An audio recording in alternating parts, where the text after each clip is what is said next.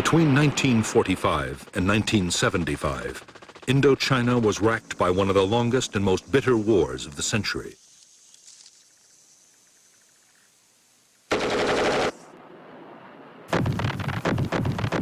The battle for Vietnam drew in millions of soldiers, Vietnamese, French, American, Australian, Korean, and British, and profoundly affected the lives of vast numbers of civilians.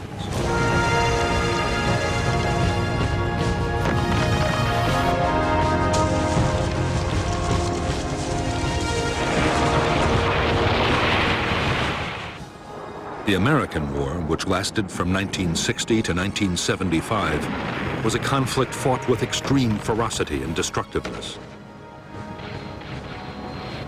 There was, on the ground, a guerrilla war of firefights, merciless search and destroy operations, and endless sieges, and also an air war of extreme intensity. 8 million tons of bombs wrought havoc on the landscape and people.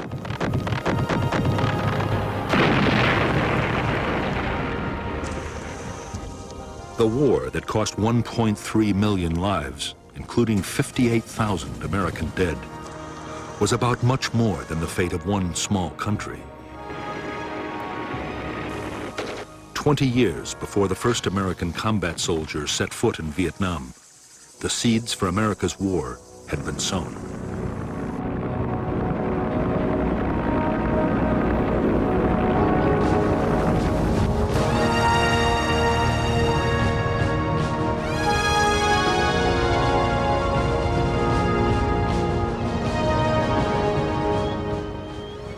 With the partitioning of Europe, east and west, after World War II, the Western powers were on the alert for communist gains in the territories of the old empires.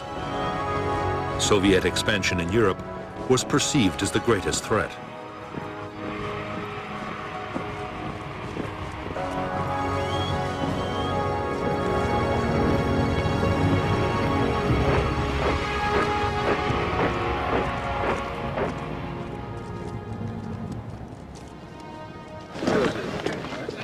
In October 1949, Mao Zedong proclaimed the People's Republic of China.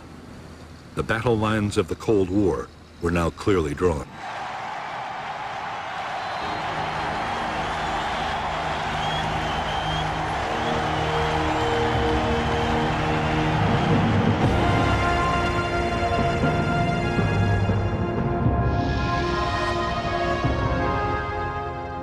To American strategists, the communist victory in China fueled the fear of Soviet and communist expansion.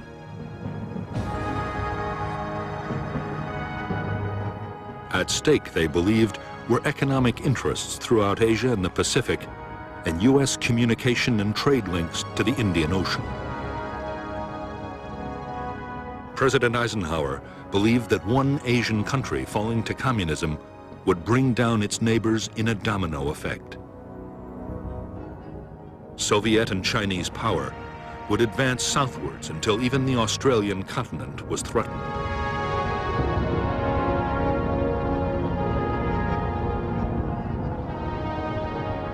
It was Indochina that seemed to hold the key to the future of southern Asia. The region bordered the newly created Chinese People's Republic and was still a French colony. French strategy was to hold on to power by creating puppet states in Vietnam, Laos, and Cambodia. The biggest obstacle to the French plan was the Viet Minh, a huge Vietnamese independence movement.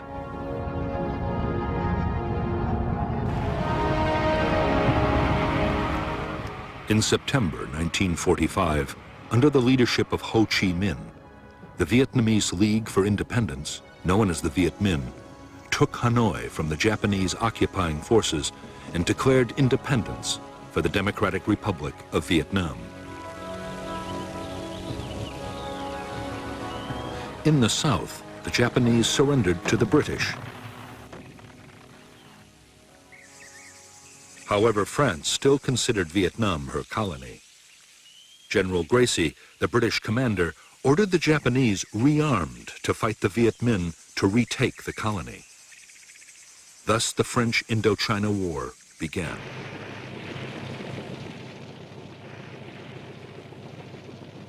In the war between the French and the Viet Minh, the United States had until recently stayed strictly neutral. U.S. officials had originally supported the Viet Minh and its leader Ho Chi Minh, and they also strongly opposed the French attempt to keep their old colony. However, that was before the rise of Communist China. Now, the fear was that if the Viet Minh beat the French, they would open the door to the Chinese and the Soviets. Cold War politics had come to Vietnam.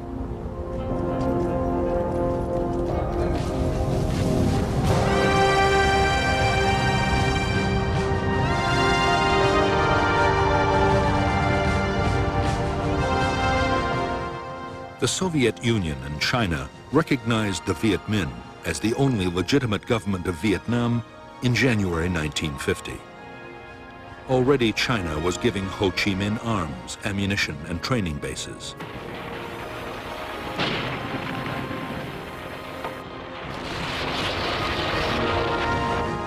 The United States, for its part, recognized a French creation, the State of Vietnam, and U.S. President Harry Truman approved a program of military and economic help. But even before the order was signed, the situation changed dramatically.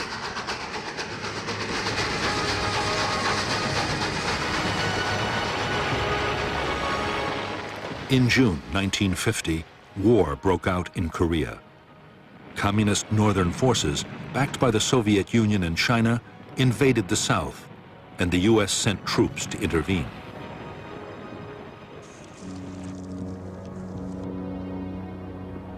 By October, American units were locked in combat with Chinese divisions on the Korean battlefield.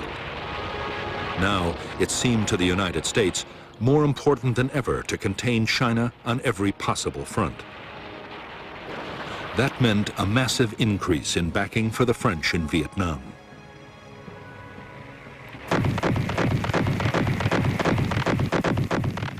By 1953, a year into the presidency of Dwight D. Eisenhower, U.S. support for the French war against the Viet Minh had turned into a flood of arms and cash. The United States paid 3/4 of the cost, a staggering $1 billion in 1954.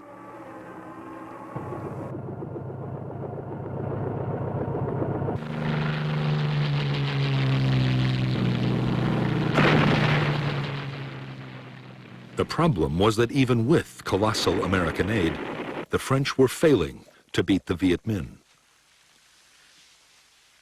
The guerrillas now numbered 120,000 trained troops, backed by 200,000 local fighters.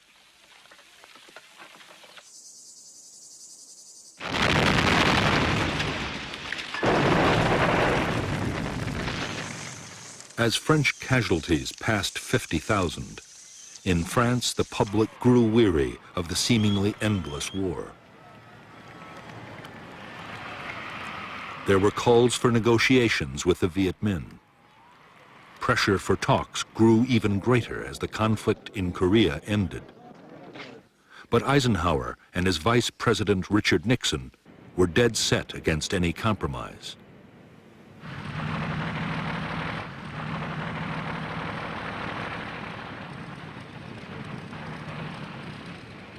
In spite of U.S. opposition, some kind of peace effort in Indochina looked inevitable. The hope was that the French might win a major battlefield victory and so strengthen their hand in any talks. The result was a plan for a big offensive in late 1953.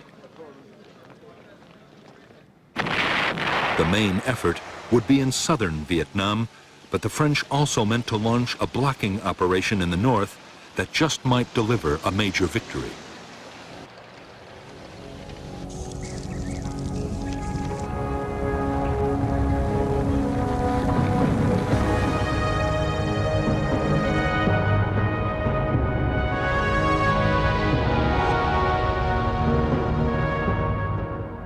By now, vast tracts of French Indochina had fallen under Viet Minh control. In the northeast of Vietnam, the only French territory was an enclave around Hanoi.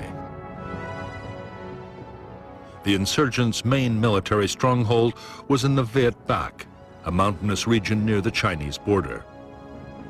To the Viet Minh, already in control of vast areas of Laos, its royal capital, Luang Prabang, offered a tempting target, and the French were keenly aware of the danger.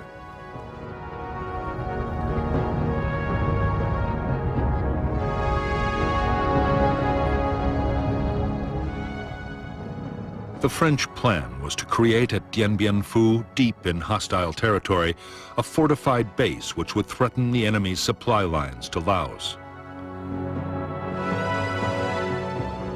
Just as important, the fort might act as bait, luring the Viet Minh to attack with their best troops. The base could be supplied from Laos overland, and it could also be reinforced by air. The result they hoped for would be a set-piece battle that would allow superior French firepower to inflict a decisive defeat on the Viet Minh.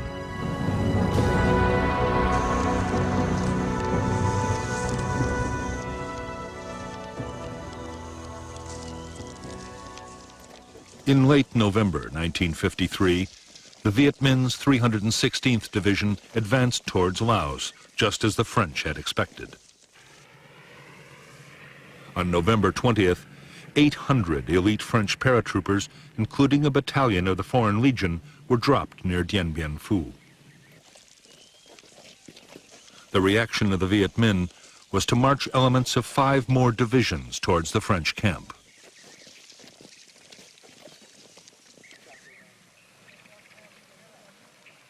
The French paratroopers at Dien Bien Phu quickly set about building fortifications and an airstrip.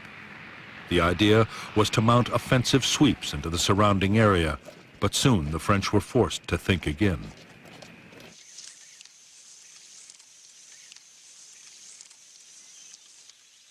As the Viet Minh massed around the base, it became suicidal to venture far outside. Within 2 months, as the noose around Dien Bien Phu was drawn ever tighter, even a fighting withdrawal was no longer an option for the French.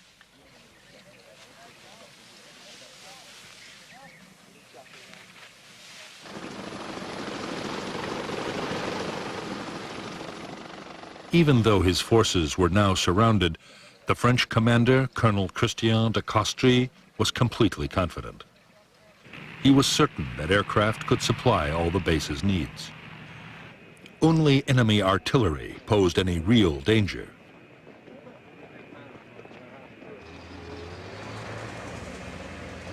Some Viet Minh guns had begun to fire on the base, but the French were sure that only a handful could have been deployed in such difficult hilly terrain.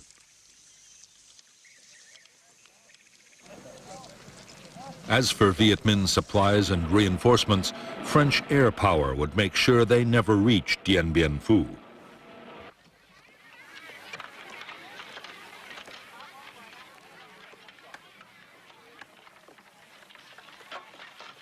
Even though up to 100 French planes attacked Viet Minh's supply routes every day, their efforts were having little effect. Too often, aircraft were grounded by the weather, and in any case, the Viet Minh were masters of camouflage and deployed huge numbers of anti-aircraft guns.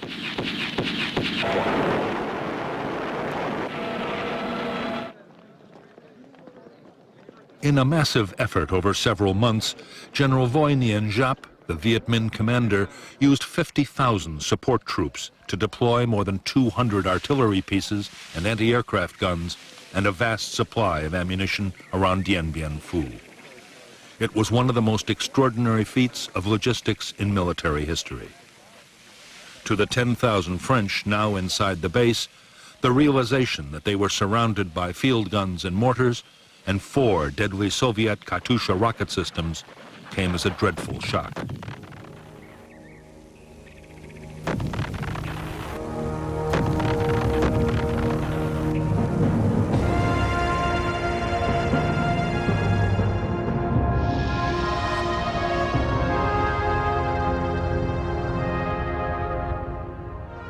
The French base at Dien Bien Phu had been sited on a flat valley floor. The airstrip and headquarters were the focus for the main battle position, a complex of 5 strongholds codenamed Françoise, Huguette, Claudine, Eliane, Dominique. To break up attacks, strongpoints Anne-Marie, Gabrielle, Béatrice, and Isabelle had been created on a series of low hills. The base was manned by 9 infantry battalions and 2 crack parachute battalions. For support, there were artillery and mortars, light tanks, and fighter bombers.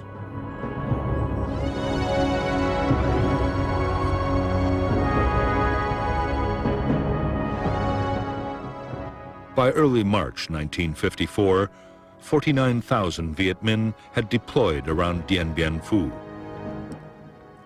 3 infantry divisions and 2 independent regiments were supported by the field guns of the 351st Heavy Division on the hills to the east, and by heavy mortars on all sides.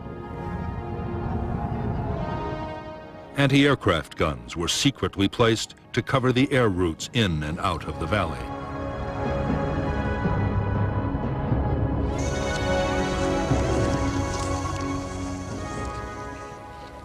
As the weeks went on, Viet Minh artillery fire caused more and more casualties amongst the French at Dien Bien Phu.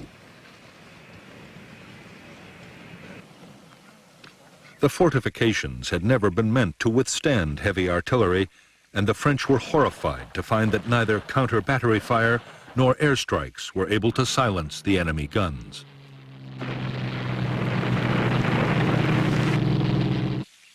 They were too well dug in to hillside caves and bunkers, and too well camouflaged.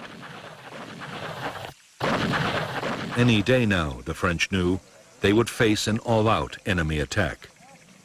It came on March 13th, 1954.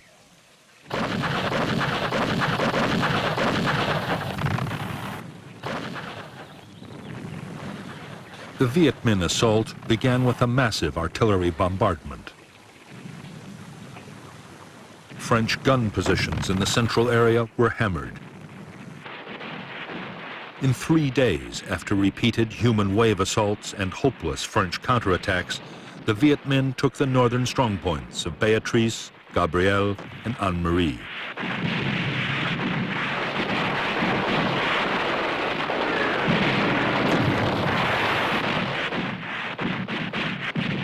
The loss of their northern outposts cost the French 1,500 men.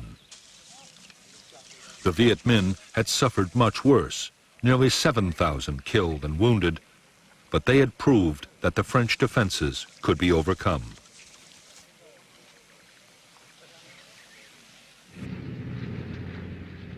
They had also closed down the base's main airfield for good. The French would now have to depend on parachute drops for supply and reinforcement.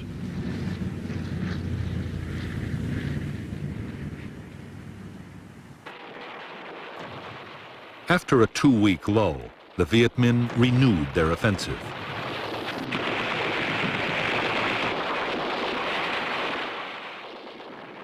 The battle raged for a fortnight, with the French contesting every foot of ground.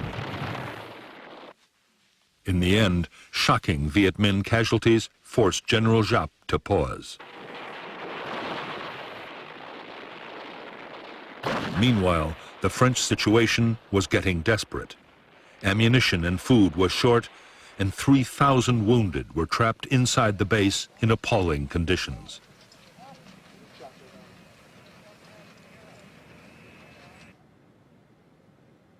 With disaster looming on the battlefield, the French appealed to the United States for help. There was a plan to use American bombers and even to drop 4 nuclear weapons, which was codenamed Operation Vulture. But Eisenhower ruled out any American military intervention unless other allies took part. None agreed to help. The French at Dien Bien Phu were to be left to their fate.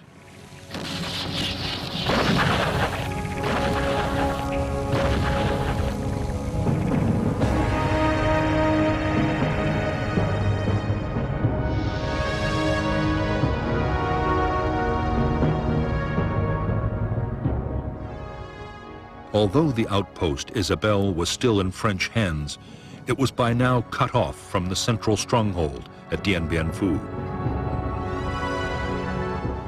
Besieged by the Viet Minh 304th Division, Isabelle was under heavy artillery fire. Incredibly, although attacked time and time again, the post would hold out until the very end of the battle.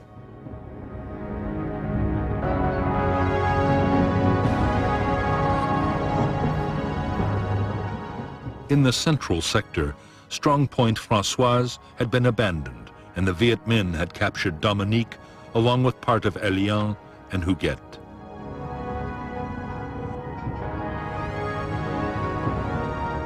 However, there were two new strong points, Sparrowhawk and Juno.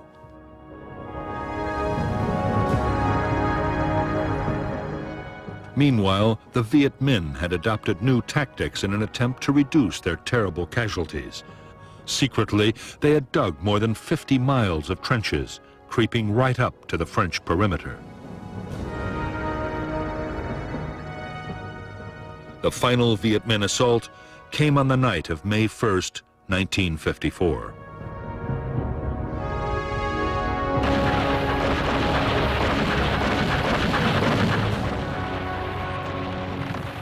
After a massive barrage, the Viet Minh infantry hit the remaining bunkers of Huguet and Elian.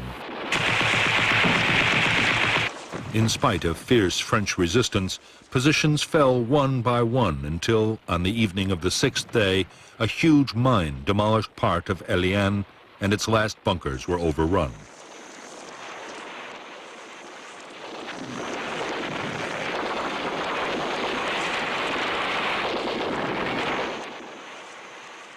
At 5:30 p.m. on May 7, 1954, Vietnamese forces occupied the French command post, and the French commander ordered his troops to cease fire.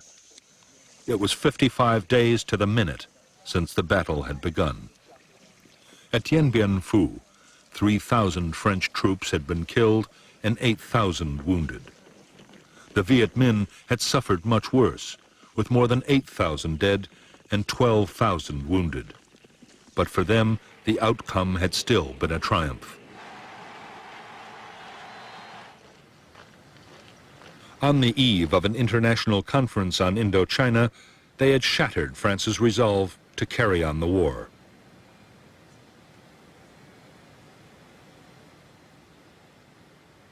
The Viet Minh expected that the negotiations at Geneva would open the way for full Vietnamese independence and a major role for them in running the new country. In fact, the Viet Minh negotiators faced bitter disappointment.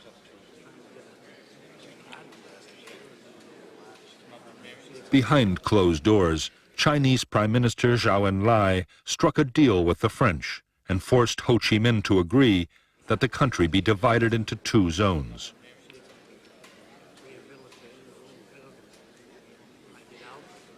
There was to be a ceasefire, but there would be no immediate decision about who was to control Vietnam until elections settled the future.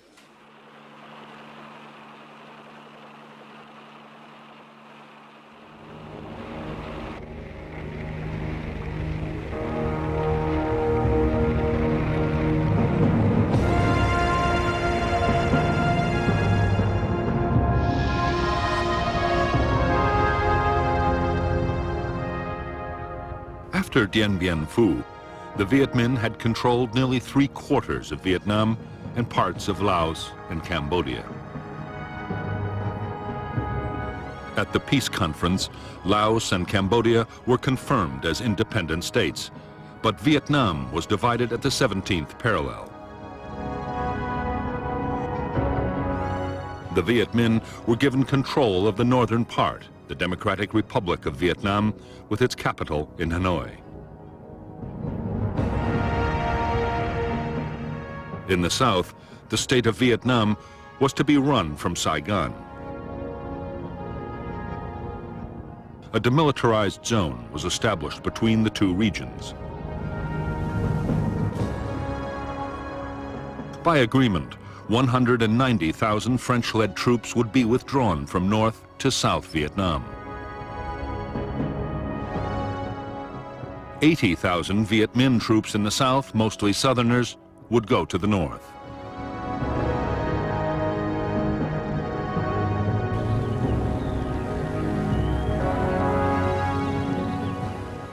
For the French, the prospect of withdrawing from the northern part of Vietnam was deeply humiliating. However, they still assumed France would continue to play a major role in the south. The illusion would not last for long. France's role was already being taken over by the United States.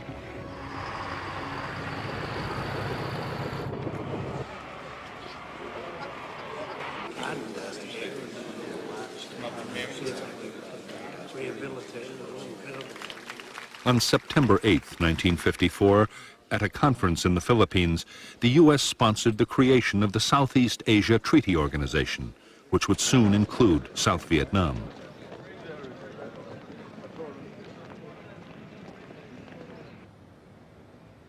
The Americans were now dealing directly with the new South Vietnamese government, led by Prime Minister ĐIệN BIêN. They had begun to bypass the French completely.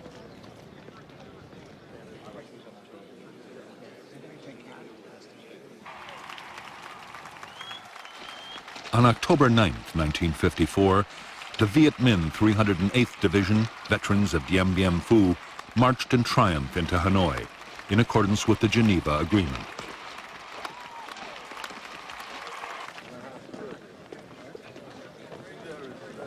At the same time, the last French troops in the north prepared to leave.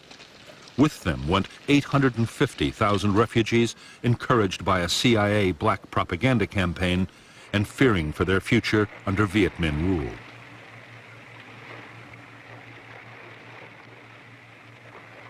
Before the very eyes of the French and the Vietnamese people, Vietnam was crystallizing into two separate states, each with its own government, its own army, and its own Cold War allies.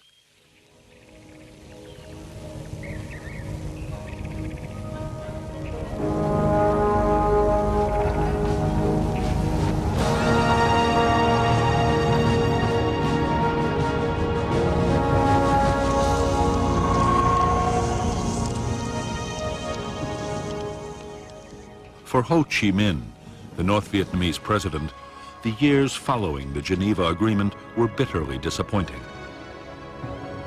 Ho was adored by millions of Vietnamese, North and South, as the man who'd driven out the French. But he had only won half a victory. South Vietnam, backed by the United States, refused to hold the elections that had been agreed at Geneva, the elections Ho had counted on, in which the U.S. knew he would win, to reunify the country. Everything pointed to the fact that the division of Vietnam would be permanent.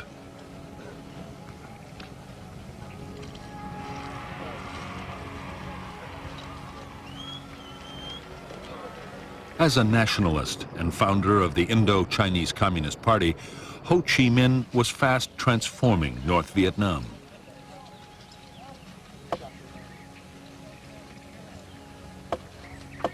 The party took control of almost every sphere of life. The reconstruction of the war-ravaged economy was pushed ahead at incredible speed.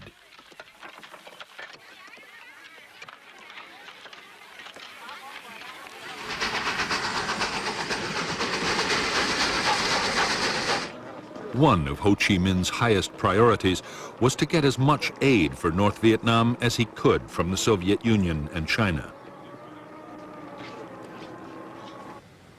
In July 1955 in Moscow, he won promises of cash help for the North to stave off a food crisis. The Russians also pledged to send technicians and military advisors. At the same time, China meant to match or even better the Soviet offer.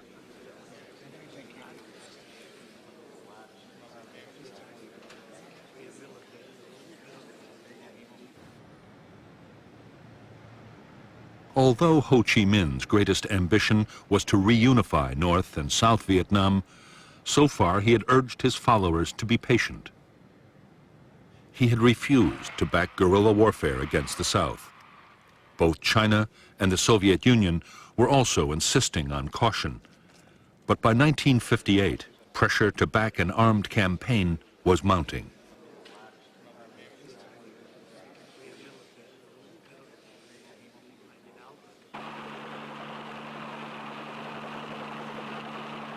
The tens of thousands of southern Viet Minh soldiers who came north after the Geneva Accords were by now restless and homesick.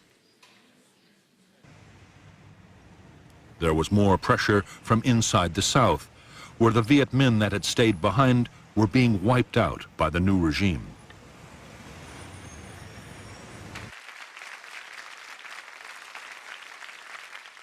In the northern government, an increasingly powerful faction of Southerners, led by Le Duan, the Communist Party General Secretary, was also arguing for strong measures. In January 1959, with Ho Chi Minh's blessing, the North Vietnamese Communist Party voted to support armed revolution in South Vietnam. To help the campaign, 4,500 Viet Minh Southerners were prepared for infiltration back into the South.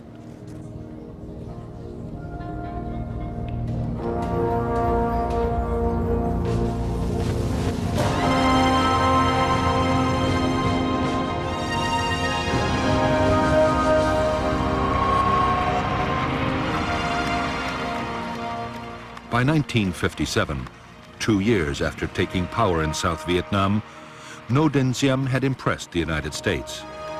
He had used the army forcibly against gangsters and armed religious groups. It had looked for a while as if President Diem could create a viable non-communist state in South Vietnam and win the support of the Southern people.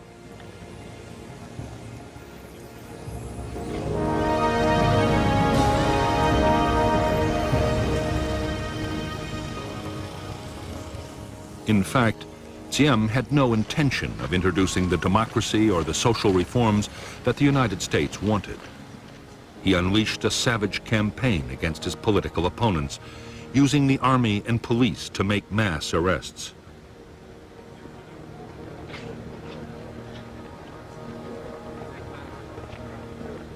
There was widespread torture and summary executions. At the same time, Diem's own family built up enormous wealth and power, while most of the South Vietnamese continued to live in dire poverty.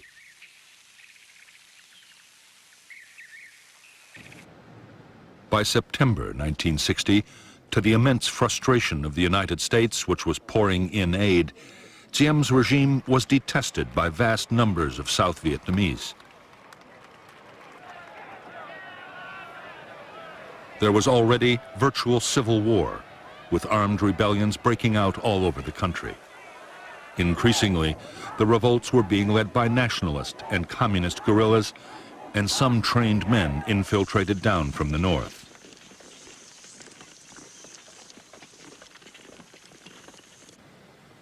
Over 12 months, 1,400 local government officials and civilians were killed, and a further 700 kidnapped. In South Vietnam, the guerrillas began to mount bold attacks on military posts, convoys.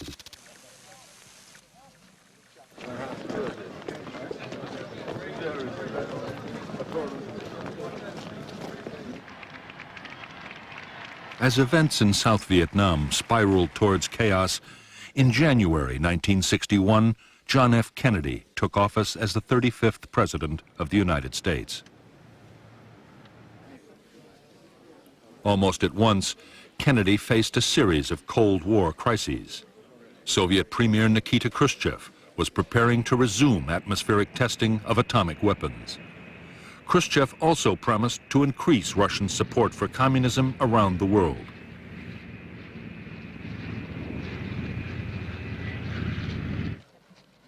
The climax came in August 1961 with a tense standoff in Europe as the Russians sealed off East Berlin and began to build the Berlin Wall.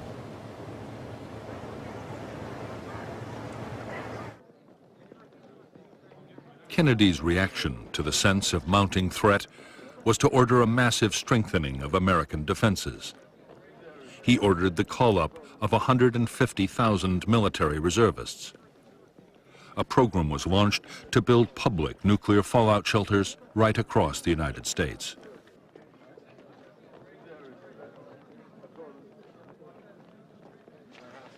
There was a surge in arms production, especially of strategic nuclear weapons.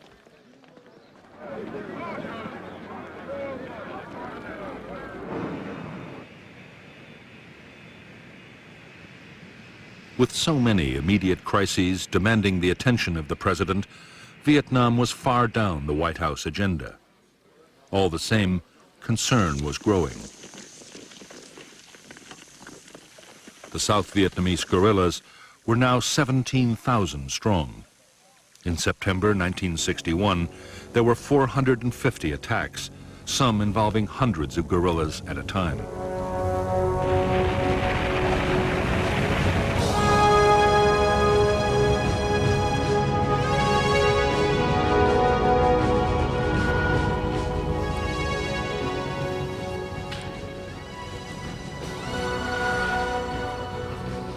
Shortly after the decision to mount an armed revolution in South Vietnam, an organization had been created to control the military and political effort.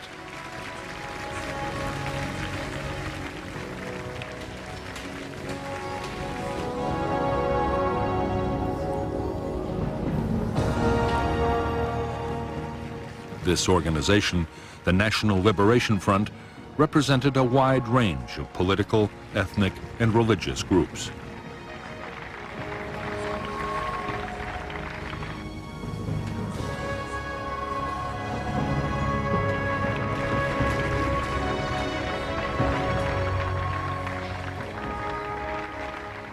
The military wing of the NLF was the People's Liberation Army.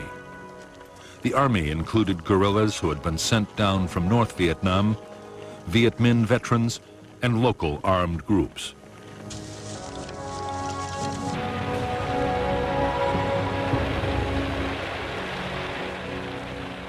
The main purpose of the force was to support the political battle, and the civilian leaders of the front kept tight control.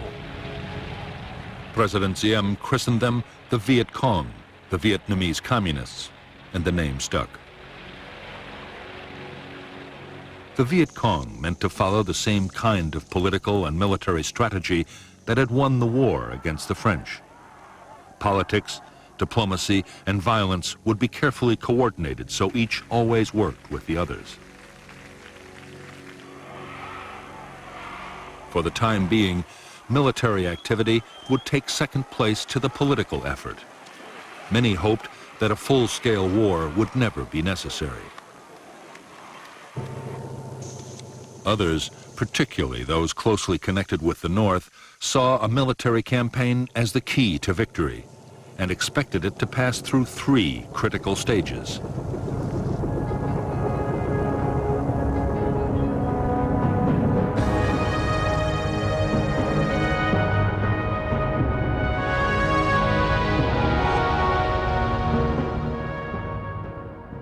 In the first phase of the revolution, with the National Liberation Front's insurgents greatly outnumbered by Saigon's army, the task for guerrilla units would be to survive in the face of government attack.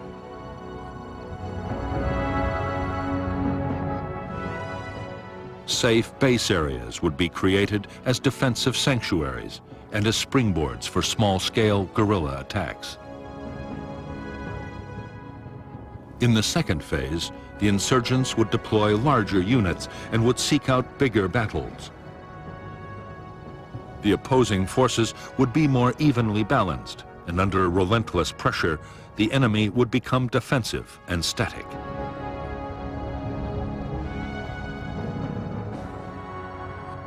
In the third phase, at the key moment when the NLF became stronger than the government army, they would launch large-scale assaults against enemy installations and seek out decisive conventional battles.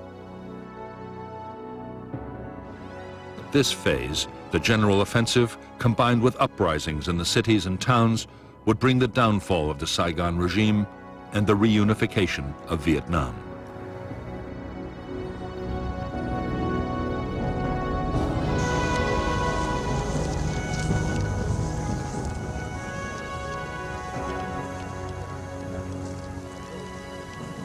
While the revolution was in its early phase, the NLF meant to build up its organization as fast as it possibly could. Political agents founded dozens of associations to bring every kind of support into the movement.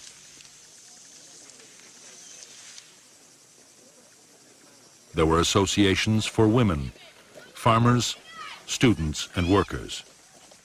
In less than 2 years, the front claimed 300,000 members.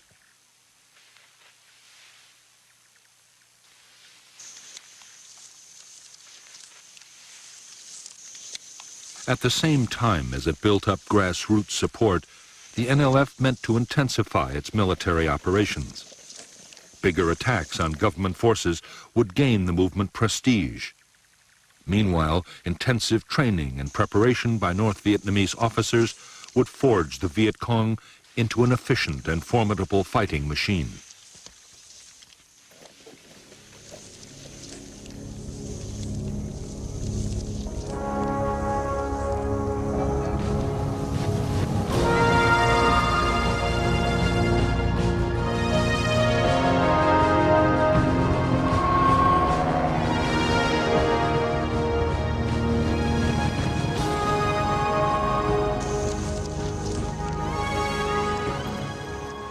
As the NLF tightened their grip on the countryside, the South Vietnamese army began to behave exactly as the guerrillas had expected them to. They grew increasingly defensive, staying in fortified posts and never venturing out after dark. Battles only happened when the guerrillas chose, and the army suffered a steady drain of casualties.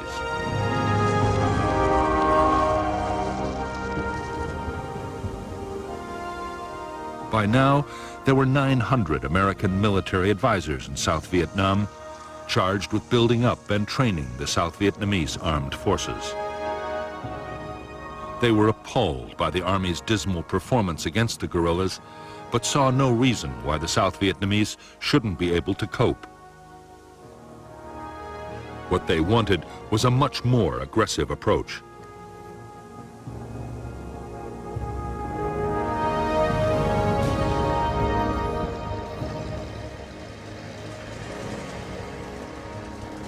American advice was that the Army should get out on mobile operations and find the bigger enemy units. The Civil Guard and militia could look after local security. The Americans developed a counterinsurgency plan, supposed to better coordinate the different forces, but progress on the ground was painfully slow.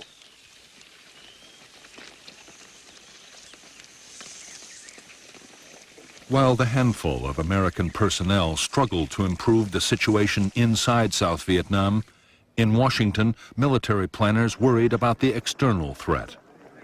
The fear was that North Vietnam or even China might take advantage of the South's weakness.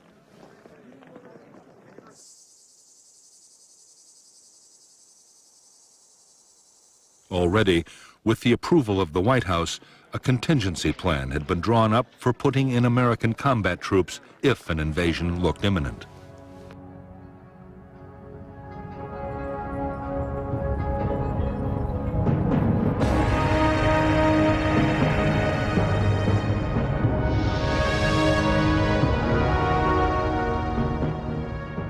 If North Vietnam or China looked likely to invade the South, the American contingency plan, Op Plan 32, called for rapid deployments.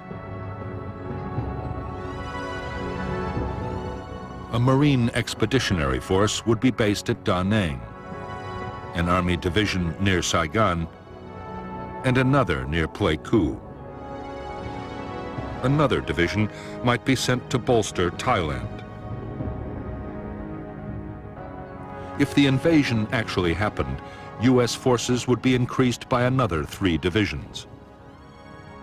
Aircraft carriers and land-based bombers would be positioned for massive attacks on North Vietnam, while amphibious, airborne, and ground forces would mount a full-scale invasion of Northern Territory.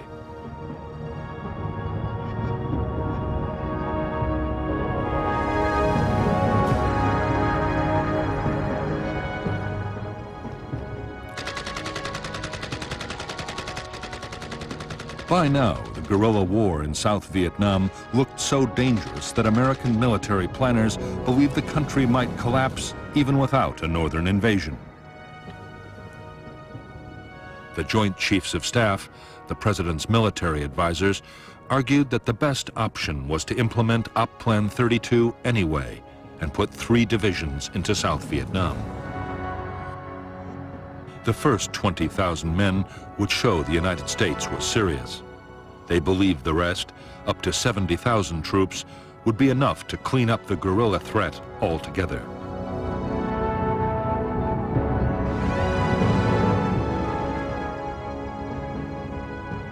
Although the Secretary of Defense, Robert McNamara, was in favor of sending in troops, President Kennedy had no desire to embroil American soldiers in an Asian guerrilla war. But neither could the president afford accusations that he was soft on communism. In November 1961, Kennedy approved a compromise plan drawn up between McNamara and the Secretary of State, Dean Rusk.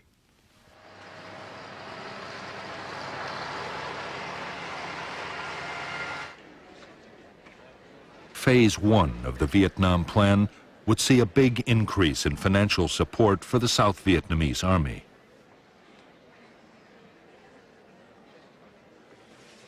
The number of American military advisors in Vietnam would be raised to over 3,000. More American equipment would be sent, including helicopters, 300 pilots to fly them, and maintenance personnel. For the time being, the president put off a decision on the second phase, the possible deployment of American combat troops.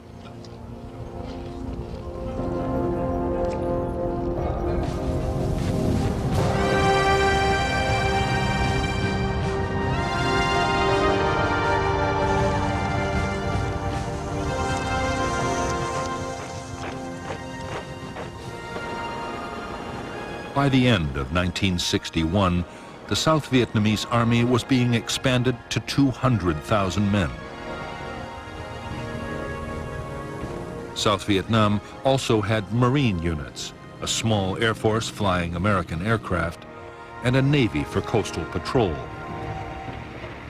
As well as the regular armed forces, there was the 68,000-man paramilitary Civil Guard and various local militia.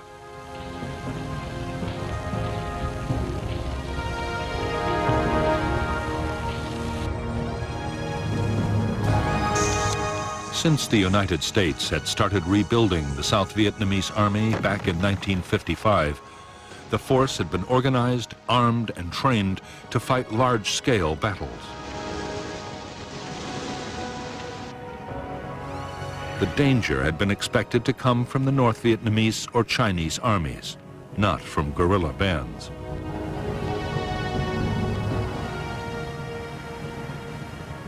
Commanders had been taught to mount big operations and to use massive firepower wherever they could. In fact, the South Vietnamese Army's entire structure and military doctrine had been copied wholesale from the United States Armed Forces.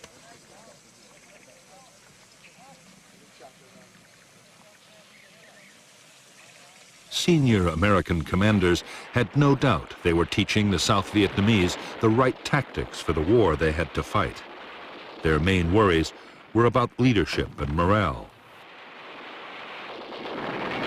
President Diem had appointed his generals for their political loyalty rather than their abilities, while junior officers' promotions depended on family connections. As for the men, they were sometimes so poorly supplied they had to steal food. Desertions were running at 400 a month.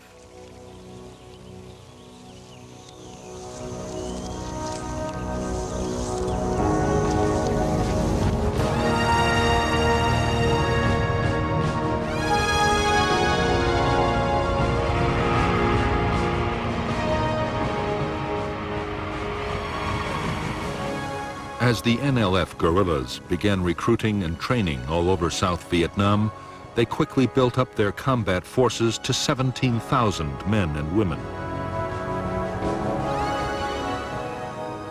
These were the main force troops, uniformed and trained to fight anywhere in units hundreds strong.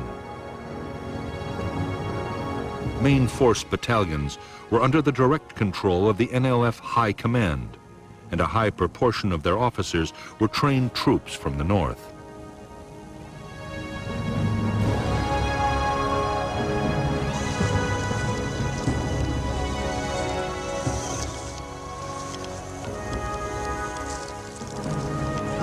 The NLF were also creating regional and local forces. Regional troops were controlled by district commanders. They were less well armed and trained than the main forces, but their scattered units could come together to create powerful formations whenever they were needed.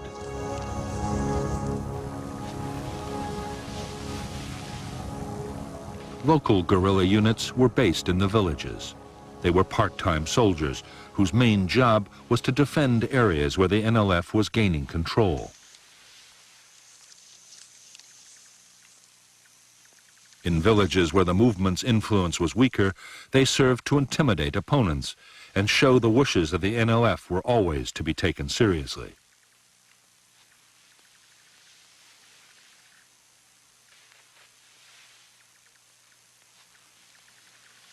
The vast majority of new recruits to the NLF were teenagers with no military experience. In the hamlets, they were organized by political officers into three-person cells. Long ago, the Chinese communists had found that three made for a group more tightly knit and loyal than any other number.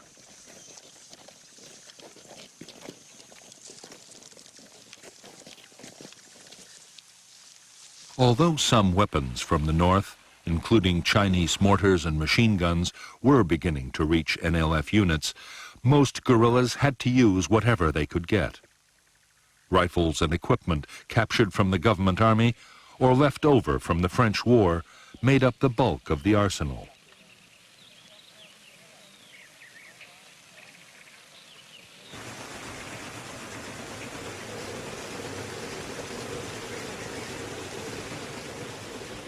There were also secret factories making small arms and turning out grenades and mines in enormous numbers.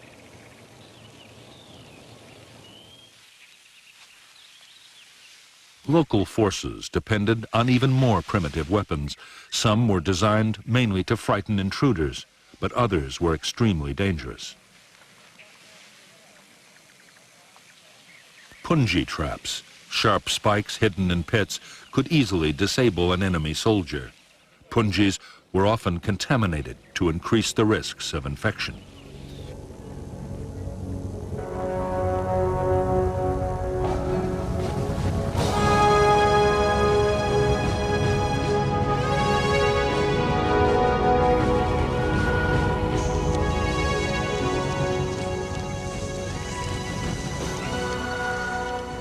By the end of 1961, the Saigon government was forced to admit it was faced with a full-scale war. Every week, over 1,000 people were being killed.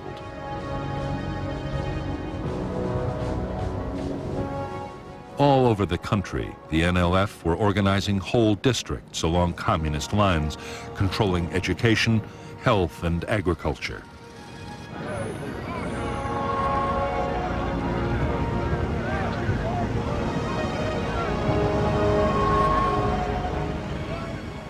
There were whole areas which had seen no government troops or officials for years.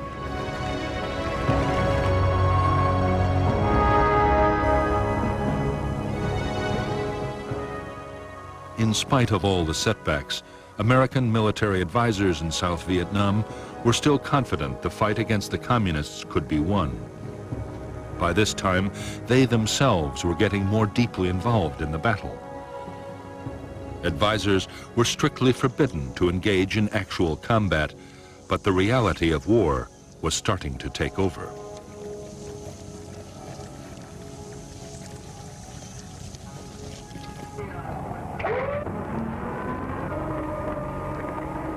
On December 11th, the helicopters promised by President Kennedy arrived at the Saigon docks. With them came 400 U.S. personnel to maintain and fly the aircraft. Within weeks, the helicopters and their American pilots would be in action on the Vietnamese battlefield.